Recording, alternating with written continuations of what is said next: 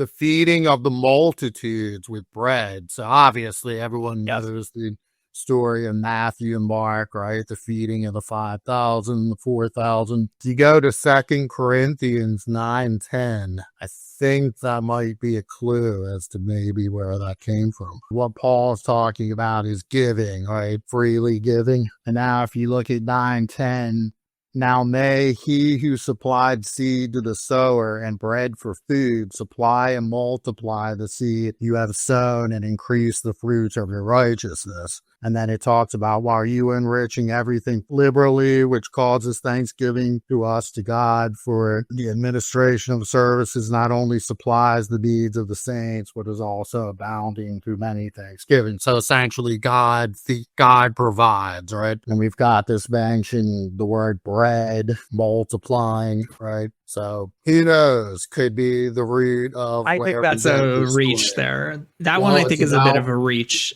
It's about bread. Bread is a huge, important provision of God in Jewish culture, especially him providing bread in the wilderness during the Exodus. And in fact, in this writing here, Paul is referring to God as in God the Father, not Christ. He's specifically talking about theos through this passage. And so he's saying God is the one who gives the seed. Yes, but I don't think that this is in any way an inspiration for someone to write the feeding of the 5,000. I don't think if you read this, you would come up with the feeding of the 5,000. So you couldn't create the feeding of the 5,000 based on that verse? I mean, not with its detail. Like you could create it in a million different ways, I think, but not in specific ways. You could come up with a number of variations. You could tell any story based on any, small details, but I would just say that this doesn't strike me as being something that would inspire the feeding of the 5,000 and the feeding of the 4,000 in the gospel account. It's just interesting, the word, the word multiply, the Greek word bread, they're kind of close together. It may not be. It may be just... It says multiply your store of seed, actually, and enlarge your harvest, which is something that's frequently promised based on righteousness in the Old Testament. Yes, because the Old Testament uses a lot of agriculture. Right? The Gospels use a lot of agricultural references, similar. Oh, again, I would say that's very Jewish. That's very Old Testament to use all of that language. Agriculture language is very common back then as well. Reap and harvest, all of those kind of things. Yeah, absolutely. So another one, judge no one. If you go to First Corinthians, right, 4.3 through 6, 1 Corinthians 5:12. Then we see parallels in Matthew 7:1, Luke 6.37 through 42, talking about judgment, right? And in Paul's case, he's talking about that we refrain from judging because Jesus is coming soon, right? He's expected to come soon, and then we have this idea in the Gospels about judging carefully.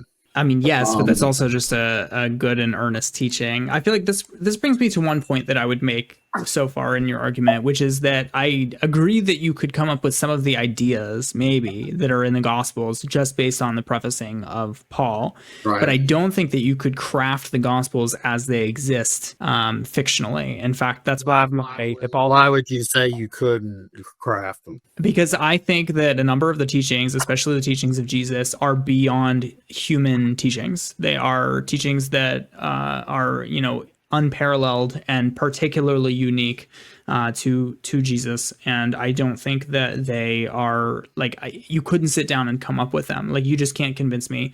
So even with this judgment one, for example, I don't think that you could take this idea of judgment and then come up with Jesus's teaching where he says, be careful when you're critiquing someone else and that you don't notice the log in your own eye. That to me is it's an original and very different and unhuman to me.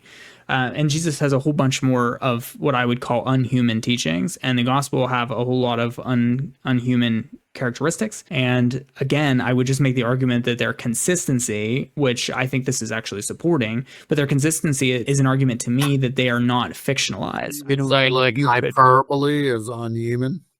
I would say I would say the way in which Jesus uses hyperbole and his parables, for example, which are difficult for people to understand, but easy to understand once you understand what they mean. I think they're very specific and unique, and I take them as evidence of Jesus So you being don't think an that unnatural. you could have created the parables?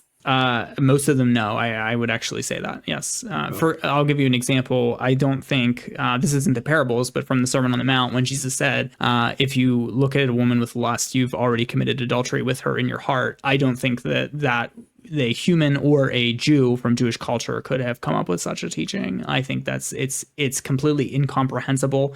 It's not a comprehensible law, and nobody would come up with that kind of imposition. So that's to lost, impose. right? Yes. But interestingly enough, Paul cites all those vices in order, like he cites Again, the vices that Jesus is actually kind of fleshing out in the Sermon on the Mount, right? yes. To look at a woman is lust, and that's equivalent to adultery. Whereas if you're following the Torah, as long as you don't give in to that lust, right, and actually commit fornication, then you're good to get. I've heard rabbis say that one of the reasons they object to some of Jesus's teachings is, like, Yes. well, Exactly right. it's impossible to follow, or it's That's my exact point about the truth of it. It's an impractical law. He knows it's unfollowable, and it points you to the truth of the gospel message, which is the need for salvation. And so I see it as something that Paul could not have come up with. I don't believe personally that Paul could have come up with that teaching, for example, among many others.